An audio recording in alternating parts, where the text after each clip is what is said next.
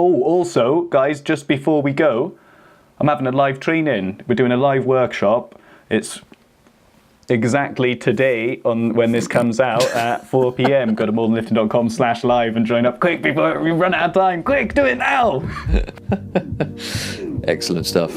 Unicorn probably always takes it. He lost his car keys. I try and find nice, clean ones that aren't, swallowed.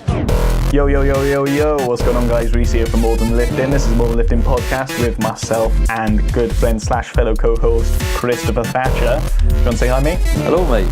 Hello, hello, hello. We're talking about bodyweight training, calisthenics, gymnastics, skill development, strength training, functional mobility, all kinds of crazy stuff. We are both personal trainers from the UK and let's jump straight in. Let's not talk about any other things. This week we're going to be talking about guerrilla gyms, not as in go ape climbing around the thing like a bunch. Well, it kind of is actually. It's about training outdoors, finding somewhere you can go and train so you don't have to spend money on a gym membership and you don't have to rely on other places to go train in. Find somewhere in the trees or something like that. We're going to get into that all in this episode, but right now, Chris, you've got some exciting news for us. I wouldn't say it's all that exciting, but it's. I'm excited about it.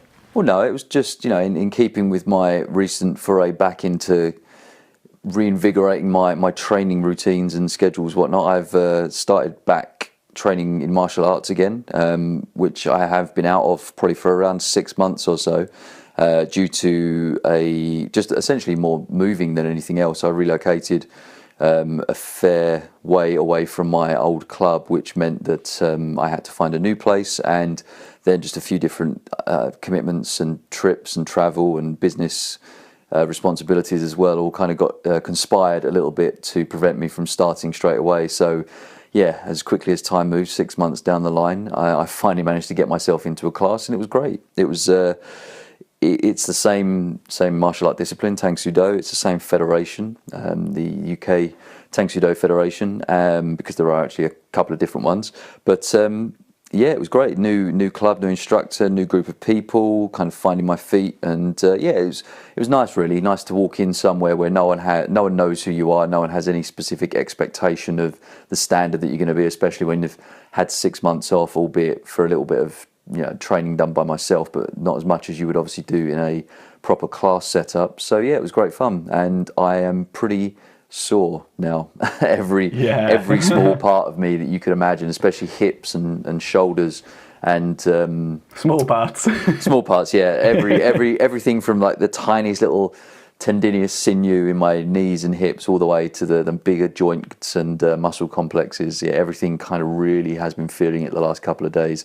And it probably didn't help that I, at the same time of deciding to go back to martial arts, I decided that I was going to get my bike out of storage and start cycling around more, because where I live in St Neots in Cambridgeshire, it's a small enough town, and where I live, it's only about a 10-minute bike ride to the train station, which is really nice. 10-minute bike ride into town.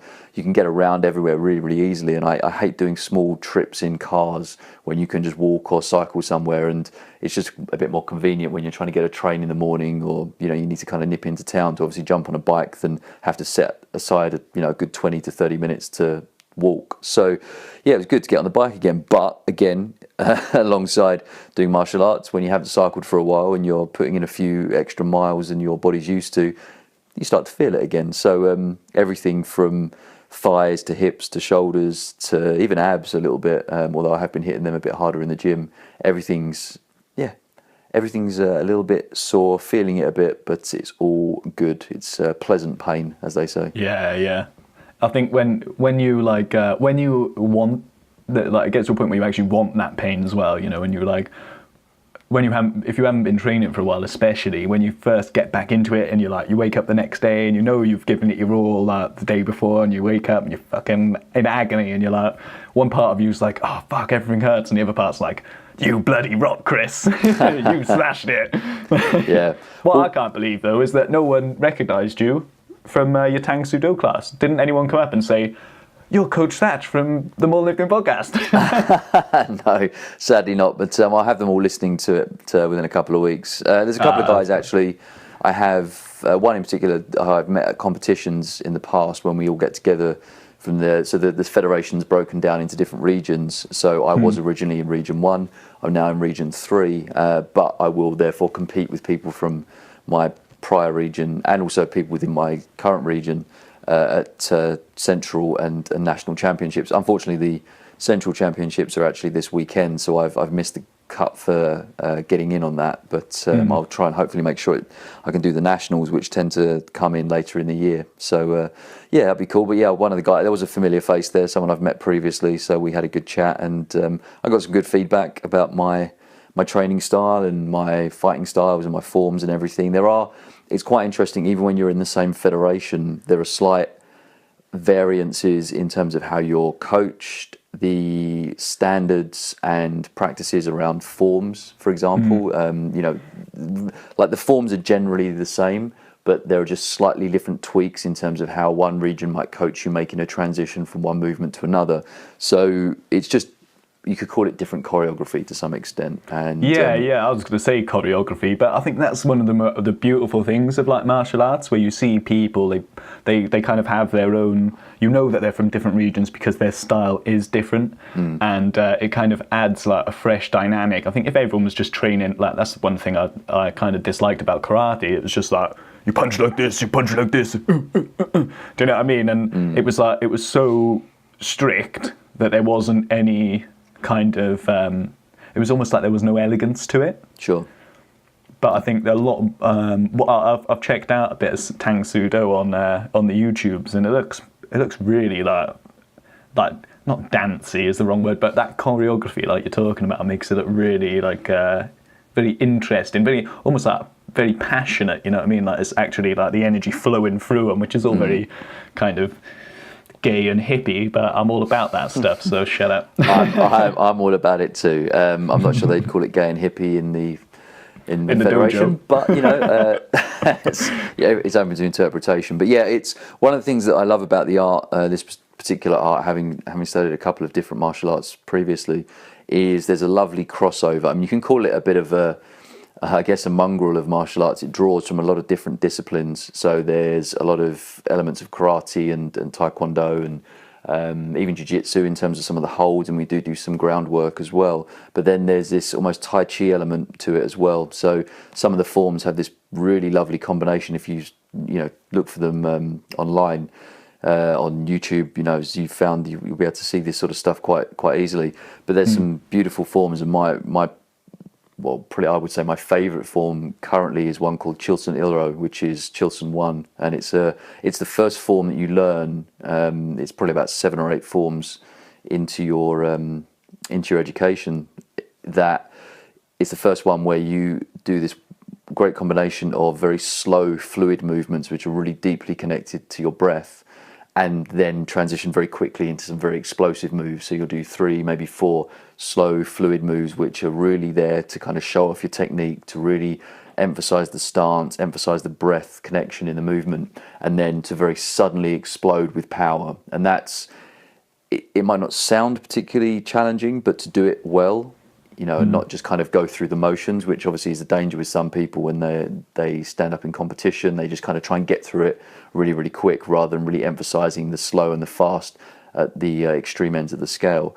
So to actually, when you've been doing something very smooth and controlled, to then explode, and then once you've done a few explosive movements, to then slow yourself back down again, it takes a lot of mental control to not get carried away and to rush through, especially when you're under pressure in a competition setting where you're being judged by, you know, a lot of people. So yeah, it's a great art, and I'm very lucky, I think, to have trained, or to be now training across 2 different regions, because in Region 1 there's a very big emphasis on the quality of forms. It's not to say it's not in the region I'm in now, but they really, really try and put a huge amount of focus on the quality of your form. It's something that we spend a lot of time doing, getting kicks and punches and positions just right, lots of holding positions to get comfortable in very deep squat, horse stance like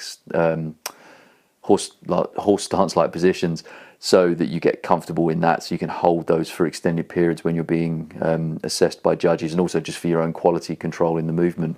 So horse stance? Yeah, horse stance. It's just where you're sort of standing, so you're essentially squatting, but your feet are like double shoulder width as if you're riding a horse. Okay. Right. Okay. Because I was thinking, how does horses squat? Like, No, it doesn't pertain to the animal. It's if you were, if you were riding a horse, it's how you would probably look, because your legs would be wider, your feet would be positioned out wider than your hips.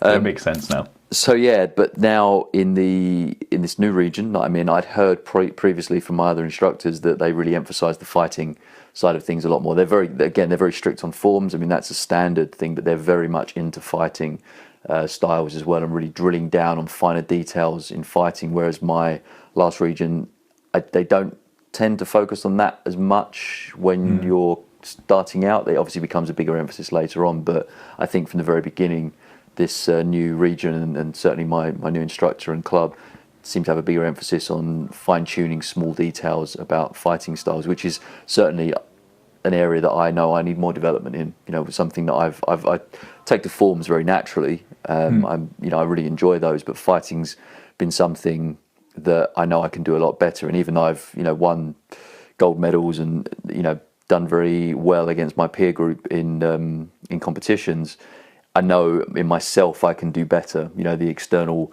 motivations aren't really the key for me. It's me being able to step up and feeling that I actually have a clear strategy in mind. I know I'm going to know better how to overcome someone else's attacks, how to defend more appropriately, rather than just kind of winging it a little bit, really. So I'm looking forward to actually developing more on that side. So yeah, all in all, it's one session in, it's really exciting, and one session and all these breakthroughs. and the biggest thing about it is that it's so nice, as you probably appreciate, that when you're a coach yourself and you spend the majority of your time either coaching other people and certainly in your own workouts, doing your own thing, putting yourself through your own paces, that when you actually get into a situation, much like you do with gymnastics, that someone else is telling you what to do. And in this case, pushing you quite hard past the point where you would obviously stop yourself. You would say, no, I'm tired now, I need to rest. You're being told, no, okay, we go again, or we're going to hold this pose, or we're going to hold this position for a little bit longer. We're going to find those extra few seconds. We're going to find that extra little bit of effort that we know is actually in there, but if left to your own devices, you would probably, stop short of. So that's nice. It's nice to be in an environment where all I need to do is focus on performing and pushing myself, rather than trying to think about what I'm going to do next, or whether I'm working hard enough, or creating the program, or just motivating myself, because it's taken completely out of the equation. So that's always pleasant to have every now and then. Yeah. Bloody hell, mate. It sounds like you've had a good bit of fun. I have, yeah. I'm looking forward to getting back next week. So, hopefully I'll be able to step it up and do 2 or 3 sessions a week as I was before. But for the time being, it's probably going to be 1 a week as I get back into the routine. I mean, I'm all about building good habits. And even though I know in myself I can get excited and want to run with this now that I'm back doing it again, I have to also A, listen to my body a little bit, and B, understand my psychology, that if I go super, super hard early on, there's a good chance it may rebound on me further down the line. So I build myself back up slowly, spend a month doing it once a week, and then second month try twice a week, and hopefully by month 3 I'll be up to 2 or 3 pretty consistently. So yeah, all good, mate, all good. How about yourself? What have you been up to? Me, I've just been moping around that I can't do a handstand at the minute because my hand, so it's been a bit shitty. Okay, well that was a nice little contrast. Maintenance Rhys. Well, yeah. So basically what I've been doing is I've just used it as a time to have a deload. I've done very little, but I might do like a max rep set of pull-ups and with my rings at home, like ring dips. But the main focus for me is finding like a little place to hang my rings outside, because the weather's starting to get good. Okay, so it's overcast and crap today. Generally, it's been getting all right, hasn't it? Though? Yeah. So it's warmer. Yeah. It's warmer. That helps massively. I mean, I can kind of take the grey and the lack of sunshine, but it's just those extra few degrees just make it that little bit easier doing stuff outside. Yeah, definitely. And you want to, you know what I mean? You don't want to be stuck in the gym. Like in summer, you don't want to go to the gym to train. You want to do it out in the open where you can bloody enjoy yourself, and there's no like sweaty, grimy, little hot, steamy gym room that you're supposed to be fucking putting your all in. I don't know, there's just something about it. What sort of gyms do you go to? It's squalor. Squalor. Okay. The gym I've been doing is squalor. I try and find nice, clean ones that aren't, squalor and scummy. cost for me, mate. Like, nice, cheap and cheerful, as close to my house as possible. Like, just remove all the barriers so I can just turn up. Because when at the end of the day, it doesn't matter what the actual facility's like, as long as you've got the equipment you need. And with bodyweight training, obviously, all I need is a frame. So, true. Yeah, and a sauna. True. Actually, that's just reminded me. I was gonna where they hold the Tang Sudo training. They have a steam and sauna there, and I think you can have it as a separate membership. You don't have to be a member of the gym there. You can actually just use the wet areas. And because I've changed gyms recently, I don't have access to the steam and sauna that I used to. So I'm now thinking a cheeky little steam and sauna after Tang Sudo on a Tuesday night could be quite pleasant. So I might have to look into that. That would be pleasant. I think it's something like £7 a month to have access to the steam room. But thinking about it now, if you're already in the facility, then you don't technically need a membership. Anyway, because you're already behind the barriers, aren't you? Yeah, exactly. Maybe erase that. Maybe cut that out the recording. Out the podcast, yes, they don't know about it.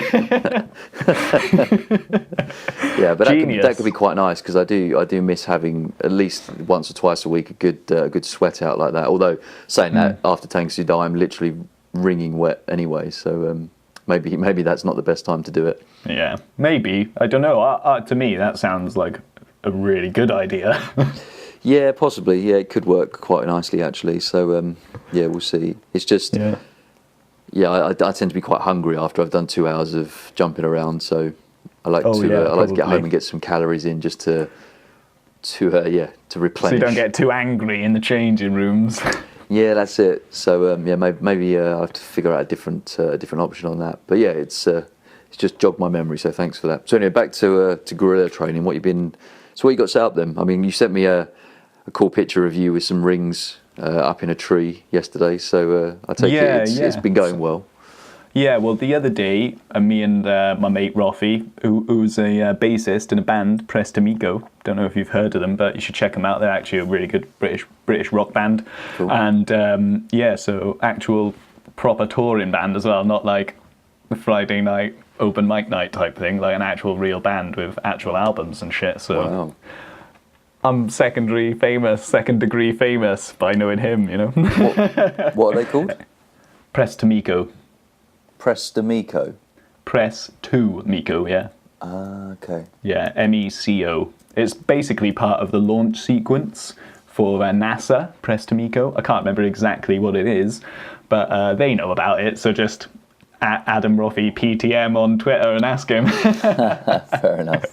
But cool, yeah, okay. so we've been out in the bushes. We've been looking for somewhere quite close to where I'm living, somewhere to train. And because it's quite difficult to find somewhere outdoors to train, because for me anyway, because I'm looking to stick a camera up and like do videos and stuff, and I can't just do it by the side of the road. So we've looking for somewhere off the beaten track a bit. And there's a really old Saxon church right by where I live. It's like one of the oldest buildings in Britain. Right. And there's a hill with a field on it. Down the bottom of the field, there's a little secret spot where all the rabbits live. And then, if you go through, there's like what seems like 1.5 miles of brambles. You probably have to fight your way through them.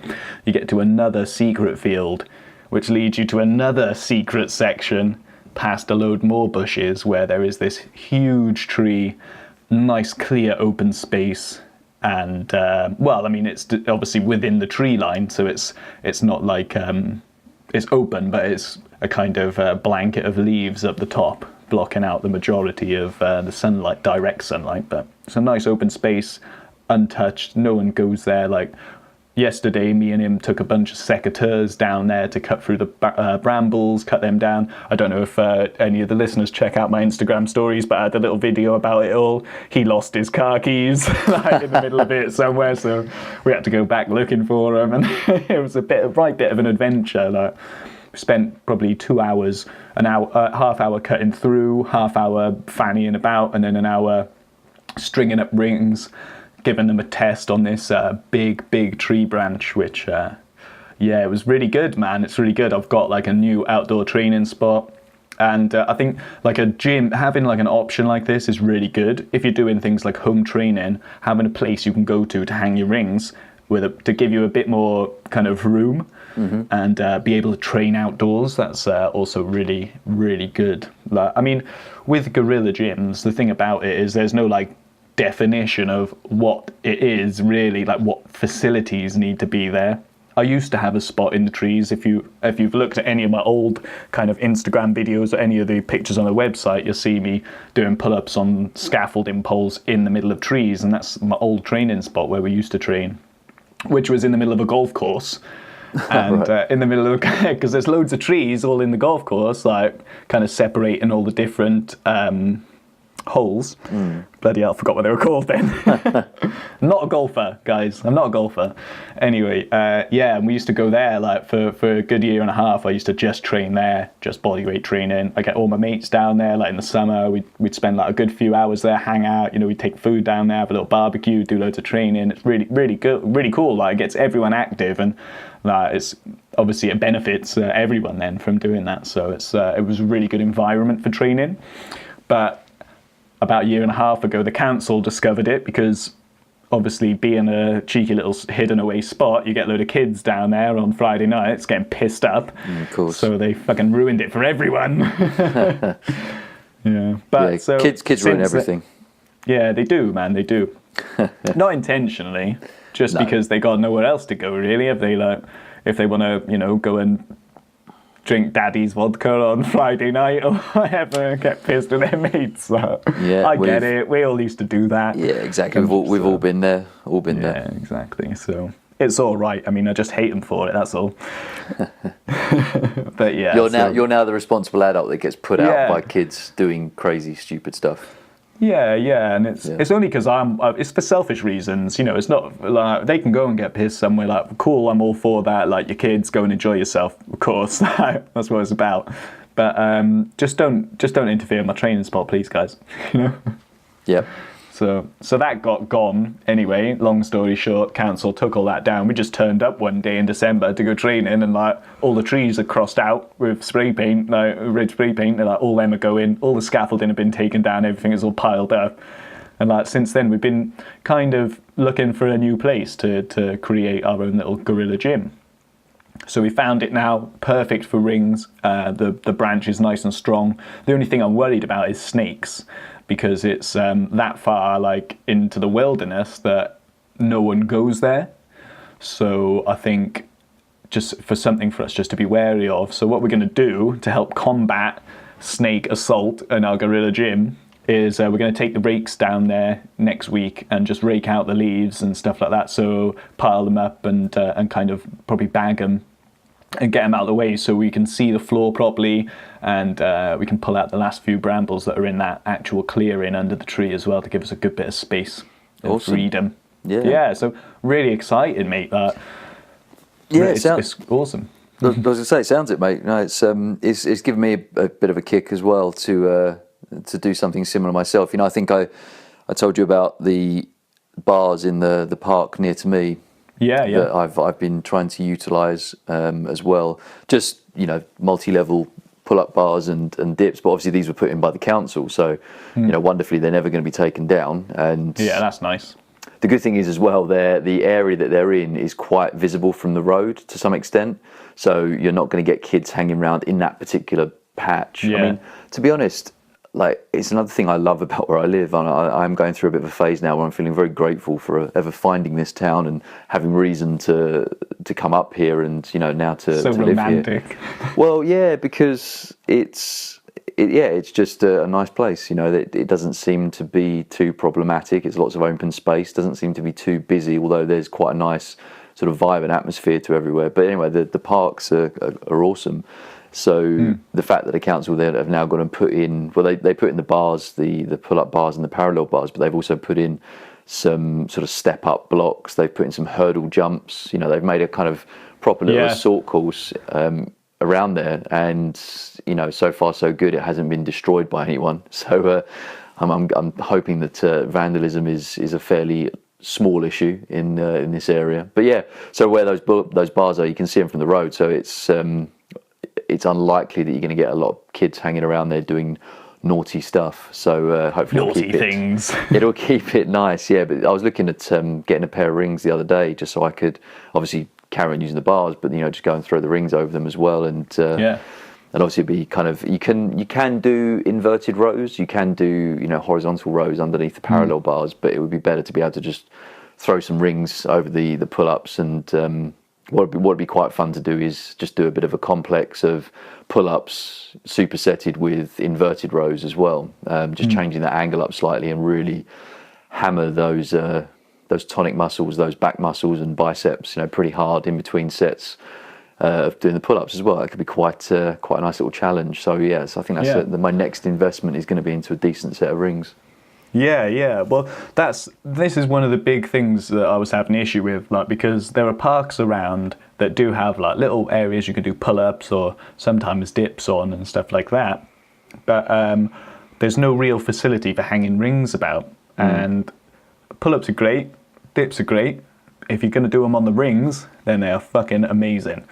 Yeah, because it just takes a whole new level. Okay, particularly the dips, because you're on top of your the thing you're actually trying to stabilize, rather than hanging from it is easy because all your weight's underneath. But when it's on top of the thing, it's a whole different story. And I've been looking for like a little tree, a little somewhere subtle, like down the park even. I don't mind doing it in front of people. It's just a lot of the times doing it down the park means that there's always going to be people about, and it makes it more difficult to have a bit of personal space for training. And that's why I like these, making your own little guerrilla gym is awesome, because you don't have that worry that sometimes like I went to go down to my local park quite recently because they do have some it's not really designed for training, but they've got like a pull-up bar. There is a pull-up bar there, and there is like some dipping bars, some like parallels, so I could use it for that. But I try and go down there and there's kids all over it with their families. Like, do you know what I mean? It's not just like teenagers being problems. It's like actual kids like running around, and good on them. Do you know what I mean? But I can't really just go in and be like, I'm doing pull-ups here now. I can't do that to them. Do you know what I mean? So no, that's it. You need a separate space, which is exactly what I feel quite blessed to have up here, is that you've got two sort of areas which are clearly like kids' play areas. They've got the swings and the slides, and they're totally separate. Exactly, they're like way over the other side of the park. These training bars are just set in I haven't actually assessed it yet, but it looks like I know there's a track that runs through the trees, but I've not followed it all the way around. So I don't know whether it completely circumnavigates the entire park or whether you have to come out onto the road at some point and then cut back in. I'm not really sure, because it's a big parkland, but the track itself runs basically just between the sort of road and the park itself. So I'll have to follow that round at some point. But what's really handy is that now that when I come into London a couple of times a week, I'm cycling ideally every time now to the station, and I have to cut through that park on the way home. So it's a no-brainer to try and start factoring in on those days, because I don't, I like to train in the gym in the mornings if I can. I'm trying to do that at least 3 or 4 times a week, sort of about 7 a.m, because it kind of gets it done, and then it's I can focus on the rest of my day and not having to interrupt or worry if things get a bit busy that I've got to try and cut my gym session short. I kind of put that at the beginning of the day, make sure it gets done. But those other 2 days when I do go into London early, then it'd be quite handy to actually stop off in the park on the way back. And as long as I've got a set of rings thrown in my bag, I mean, I could probably chain them to my bike, to be honest, so I've got to carry them with me everywhere. So yeah, hopefully that could work out. And yeah, I'll have to check out that track to see if it's a nice little run, because there's good potential of doing quite a cool little hit style circuit there as well. Just obviously lower volume in terms of the pulls and the dips, but then use the hurdles and the track itself to actually do some intervals and maybe even some just sort of low level cardio as well. I didn't tell you about my secret little urge to maybe do some actual long distance running again, did I? No. Well, sounds like a secret. I've got an urge to do some long distance. Well, no, I've always been, ever since doing the marathon about, what it was, 5 or 6 years ago, London Marathon, I always said that I probably wouldn't do running again, certainly of not that sort of distance, until I started to get a bit of a desire, that kind of would kick back in, because I knew I could keep myself fit and healthy in a myriad of other ways, running was never the thing that really lit me up or got me kind of excited about training. And I happened to be watching the London Marathon this year, certainly the beginning stages of it, and it's the first time since doing it that I got that little spark of that would be quite fun to do. It'd be quite good to get out in a race event, and also aligned with the idea of doing some good for charity as well, getting behind a few different campaigns and things like that. There's a lot of emphasis on mental health. In fact, I believe it's Mental Health Week next week, and that was a big emphasis on the health is mental. There was a big emphasis on that this year as well, and that I think it's absolutely essential. We talk about physical health here all the time, and how important it is to train your body. But I think people are starting to wake up to the fact that mental health is a very important subject. It is something that most people at some point in their lives, if they haven't already, then at some point will have to face in their own life, or in someone that's close to them as well, all the way through to obviously sort of more extreme versions and degradations in terms of things like depression and then on to Alzheimer's and dementia. So I just think it's something that has been kind of brushed under the carpet a little bit, throughout the last sort of couple of decades, and now it's finally really coming to the fore. And I think it's kind of inspired me to get involved and to try and help promote that good message and how important it is for people to look after that aspect of their health as much as their physical health. And I thought, doing some events, not just running, maybe look at doing a triathlon, maybe do some jumping. Do anything. I mean, look, I think I'm a big believer in having a bigger why about everything you do, and I mean going really big. So most people, there are kind of, in my mind, there are generally sort of three levels of why. There's very much the personal, the very subjective. Why I want to be better, why I want to train hard, why I want to realign my mind, get my diet dialed in, learn a new skill. There's all these things about your own kind of personal development on that level. Then obviously there's the next level of it, which is obviously how that impacts the people closest to you. What sort of partner, husband, wife you can be, what sort of brother, son, grandson, uncle, aunt, whatever you are, how that can then start to impact, and also boss, colleague, whatever, the people that you have a regular relationship with. And then obviously the much broader why, as in what's the contribution to the world, what's my legacy, what's the way I can, because of my blessings, the attributes, the fact that I don't have a lot of stuff to hold me back. I have the capacity to look after myself and therefore potentially do some good for others as well. And I think once you kind of get something that big, you get a calling way beyond your own kind of very personal, subjective goals, then I think it's even more inspiring. So I can say, I've always fancied jumping out of a plane, and I'd love to do a couple more marathons, and I'd like to be able to do a gymnastics competition, because why not? If I do that for a cause, for a reason greater than myself, then I'm much more likely to do it, and it's far more inspiring. As it was when I did the marathon. I think I mentioned that previously on another show. The reason I was when I was doing it for a charity. I was doing it for the NSPCC, and when it was a challenge, when I was sort of struggling during the training and certainly during the event itself, just realizing that I was doing it for something more than me. There was other people relying on me. There was a promise that I'd made to other people that I was going to complete it, and I was going to get it done, and I was going to be able to collect that money in that I'd raised.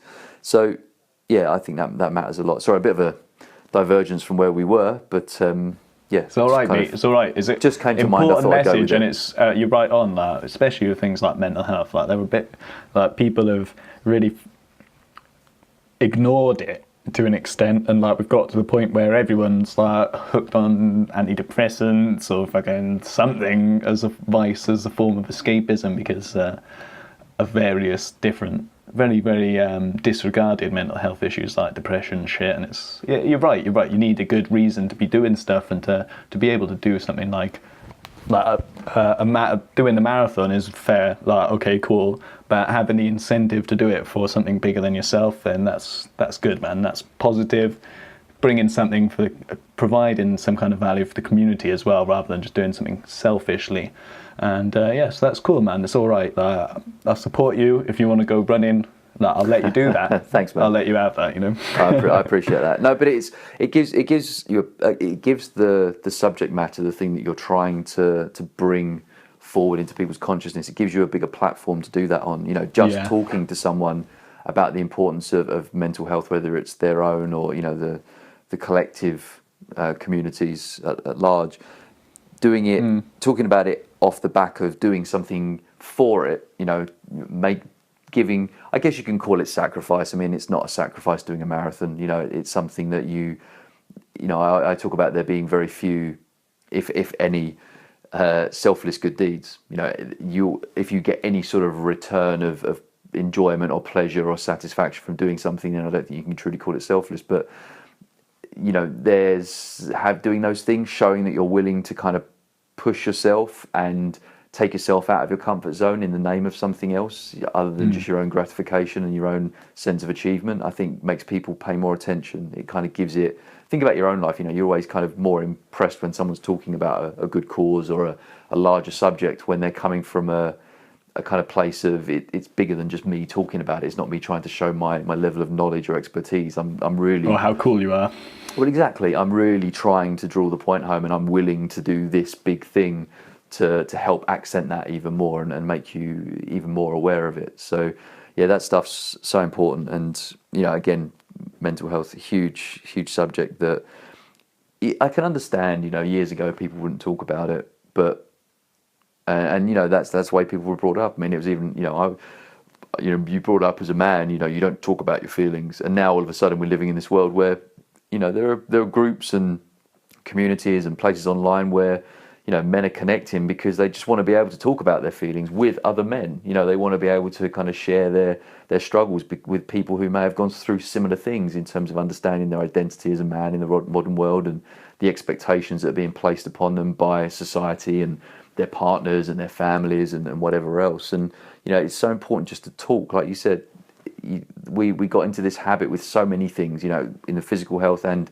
certainly in mental health, of just medicating for everything. Oh, you're a bit overweight. Well, take paracetamol. Exactly. Take this medication, or we'll just staple your stomach, or let's just deal with it with some sort of medical treatment if we can. And likewise, mental health. Obviously, antidepressants for people things like that can play a huge role in being able to help people turn a corner, because it at least gives them a leg up in terms of getting better and starting to be able to overcome some of those really painful beliefs that they have about themselves and about life in general. But you've got to try and move people past that. And I think the more we openly as soon talk as about possible things, as well, the more we just openly talk about everything, again, physical health. Why, let's be honest, why do people get, or certainly stay, unhealthy?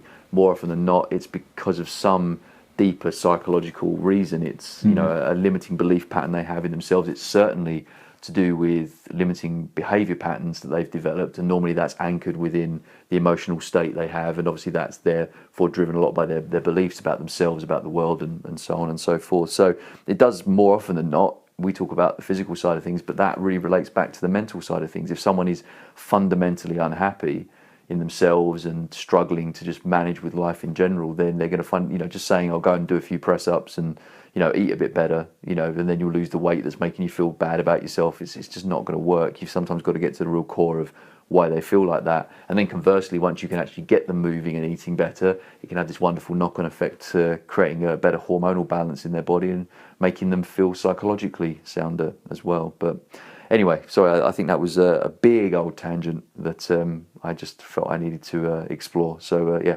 I'll climb down off the soapbox now and we can go back to guerrilla training. Mate, it's all right. always just like to go with things when you feel inspired. If you feel it's something to be shared, then why not? Yeah, definitely. So, back to Guerrilla Gyms. Guerrilla Gyms, yes. So I've got, I don't know if you, off the top of your head, if you've got any tips for people to try and find places where they can go and set up their own little naughty training spot. But I do. And my only advice would be, I've not done as much of this as you, and this is kind of a precursor to anyone that maybe doesn't do a lot of, whether it's bodyweight or calisthenics or gymnastic style work, and has never really thought of having the option of actually going outdoors and doing stuff. First foray into any of that sort of thing. would be just to get out and find some decent woodland nearby or some parkland where you can ride a bike or go for a walk. You know, just get outdoors more, get into that habit and start to enjoy, don't, like you said, don't always think of exercise having to be something you have to do behind closed doors and, in an environment that maybe you don't find that pleasant. Because even the nicest gyms, for some people, I mean, I thrive in those sort of environments. Sometimes the nastier the better. But for a lot of people, they don't want to train in even the nicer sort of gyms. They just don't like that sort of vibe. So just getting out and about to start off with would be a great start. And then by virtue of that, you're probably going to find a few little cool hidden little spots, and you'll start to notice, sort of low-hanging branches or sort of set-up spaces, or maybe even where someone has put up a few scaffolding poles themselves that you could maybe go and cheekily use by yourself. Yeah, definitely. That straight off the back of that, I'd say go for a little explore, like we say, but then think of obstacles that you can find that you can use. We've talked about it briefly when we've discussed training outdoors before, like any old goalposts, any bench, any randomly shaped boulder sitting on the ground, like a low-hanging branch or a dead tree trunk that's collapsed and leaned on another one. These are all things you can hang off, balance on, like use as some form of point of leverage, to give you the options to do different training exercises there. And it doesn't need to be one spot fits all. I've got this really great place that just down the road from me again, which is kind of like halfway up a bridle path, and there's like this little bridge, and because there's like a shitty little stream, like really stagnant, grimy little boggy stream next to it, there are these railings, like scaffolding railings, do you know what I mean? Like just sunk into the concrete that this little bit underneath the bridge is on, and I go down there like to do dips. If I walk my dog, I'll walk him, but I'll do a little loop and take him up there. And it's a 5-minute walk, with the dog as well. He gets to bark at the squirrels and the birds, and I get to do my dips, or I can do inverted rows on them, because it's only railing height, so it's perfect for getting underneath. I can practice levers on them and stuff like that. There's loads of creative ways you can use obstacles in your environment for training, and you don't need to rely on hanging rings off trees, for example. You don't need that. You don't need to find somewhere to hang up scaffolding necessarily, although I would recommend it for certain things because it will help you do stuff like muscle up training and stuff like that. So it does have its advantages, but Guerrilla gyms aren't that you either create in a Guerrilla gym space for one specific thing, like a high bar for your pull-ups, so you can do muscle ups because you can't do them at home, or you go in there to find you find a certain tool like railings, and you find a way of actually doing training there so that you can work on certain elements to help you progress. It's not about just a one-size-fits-all thing. It isn't a full gym, no one's putting money into it unless you're going to go out and buy some scaffolding to hang, like, what I mean? No one's putting money into it. There's no memberships or anything, so if you find any obstacle, get creative with it. Think of ways that you can use it for exercise, use it for a purpose, and usually a different purpose than it's originally created for, but it is usually great for that function as well. Like, I was having a chat with some guy on Instagram about me finding this little space, and he goes, you don't need anywhere to hang rings, all you need is the branch. And I was like, you know what, mate, you're bloody right. Like, I don't need to hang the rings to do training here. I can just do like commando pulls, which are like linear pull-ups when your hands are like either side of each other and you're pulling either side of your shoulders. Yeah. So like commando pulls, I can do that on a branch, but I don't really need to hang the rings there to do that. But I want to hang the rings there so that I can practice for my gymnastics and I can work on my higher level skills that I can't do without it. But don't think that you need that. Okay, you can use railings, you can use bike racks, you can use stairs, bloody anything. And it's about having a little spot, quite quiet, or even in the park, like you say, just somewhere you can go that's away from your house and that isn't costing you money, so that you can go and train and you can generally look and feel awesome. Sounds good. Yeah, no, yeah. So true. And it's something that I'm getting into.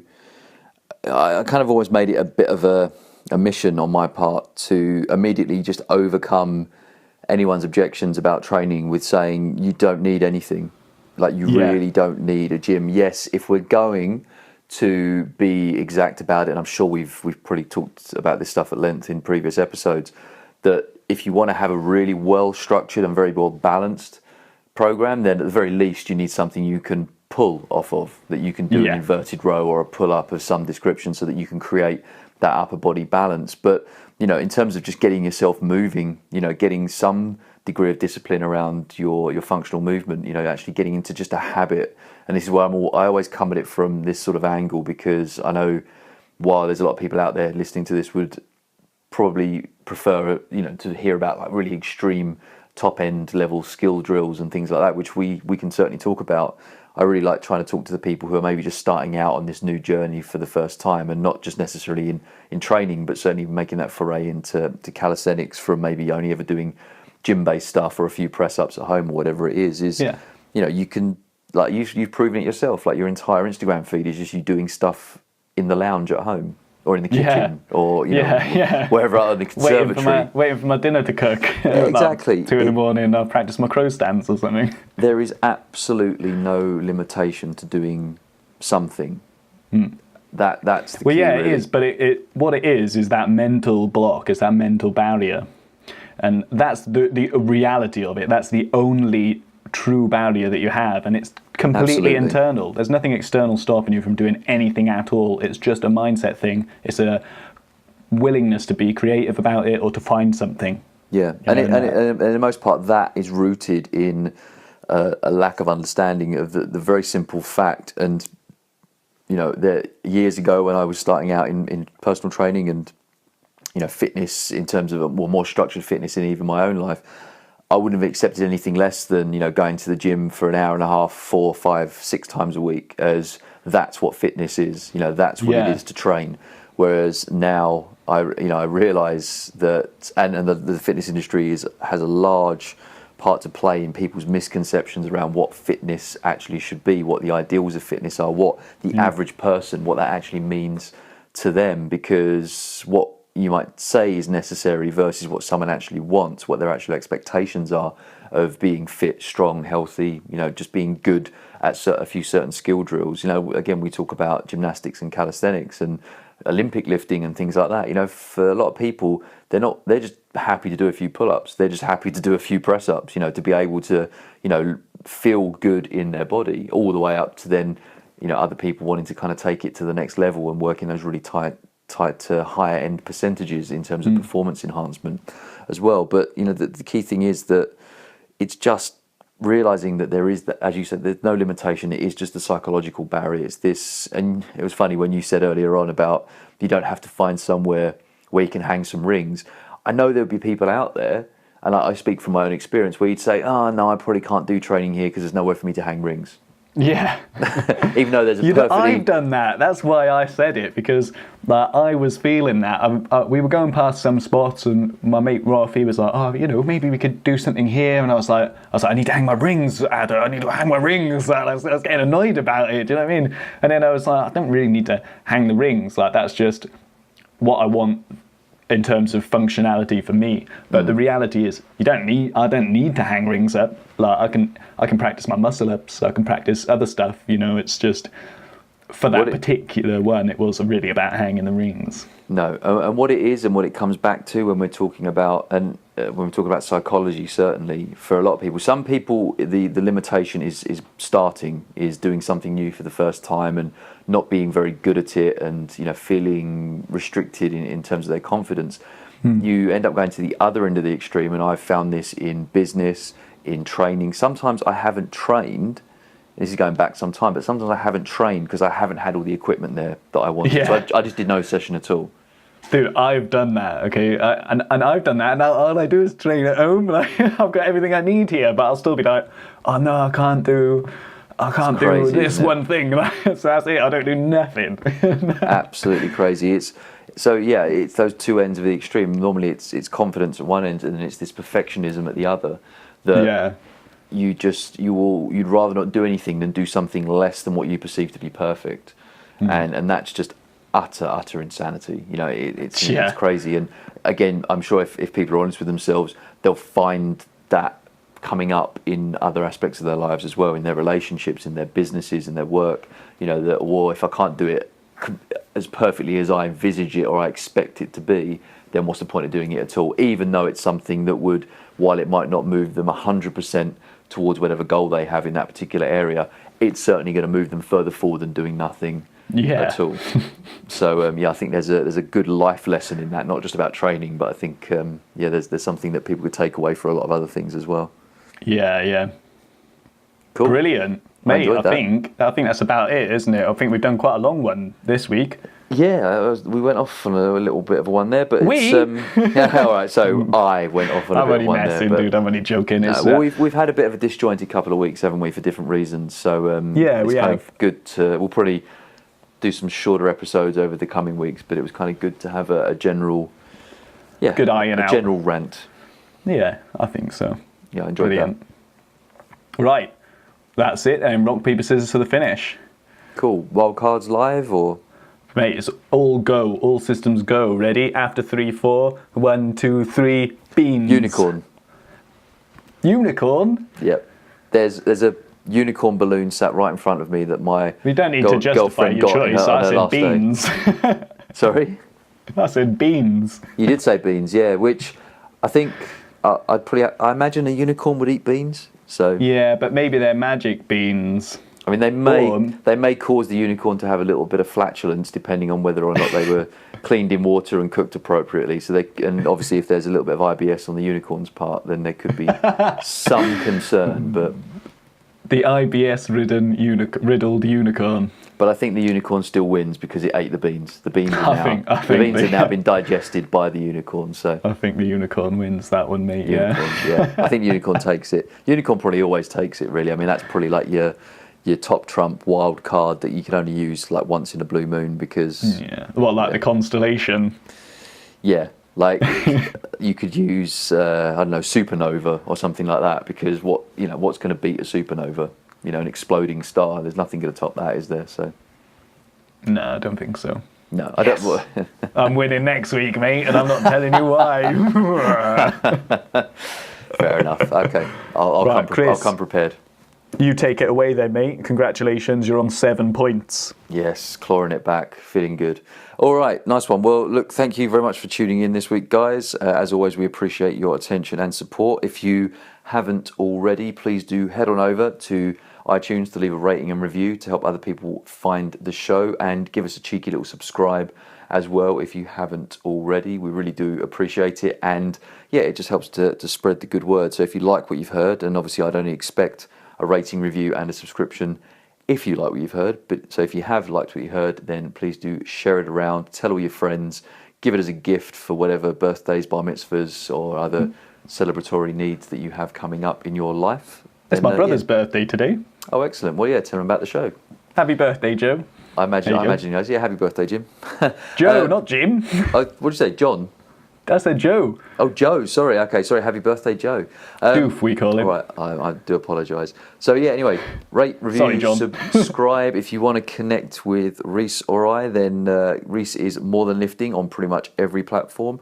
I am equally Coach Thatch on pretty much every platform. Head on over to morethanlifting.com or go to christopherthatcher.com and connect whichever way you possibly can. Ask us questions, give us feedback. We'd love to hear anything from you because we get a bit lonely. We both spend a lot of our time working from home and working alone, so it's kind of nice when people actually say, hey, we liked what we heard on the show, or equally, we thought it was rubbish, please talk more about this, that and the other. So it gives us some ideas, because coming up with fresh content is, I don't know, it can be a little bit tiring sometimes, can't it? We get a little bit stuck for inspiration. So if there's something that you guys out there actually want to hear us talk about, or actually want some feedback or input on, then let us know, because we'd be more than happy to delve into it. Please give us some extra inspiration to find other topics to waffle on about, and maybe minimise the rants about other things. Anyway. Yeah, definitely. Oh, speaking about people reaching out to us, actually, I had a guy reach out to me the other day through Facebook. I'm desperately trying to run around and find his name. It's Palmer. Palmer is his surname. So, Palmer, if you're listening, mate, props to you, man. Thanks for reaching out to me. We had a good little chat the other day whilst I was down the trees. If you need any more help as well, give us a little reach out. I'm so sorry I can't remember your bloody first name. It's so embarrassing. Makes me wonder if that was one of those things you probably shouldn't have just brought up until the next episode, but never mind. It's too late. I've done it. You've done it now. Oh, you've done it. Okay, right, cool. Well, I think that'll do us for this episode. So once again, guys, thanks a lot for tuning in. Rhys, do you want to say the full goodbye in your own unique, guys, inimitable style? Love you all. Keep in touch with yourselves, and I'll catch you next week. Sweet. See you later. Also, guys, just before we go, I'm having a live training. We're doing a live workshop. It's exactly today on when this comes out at 4 p.m. Go to morethanlifting.com/live and join up quick before we run out of time. Quick, do it now. Excellent stuff.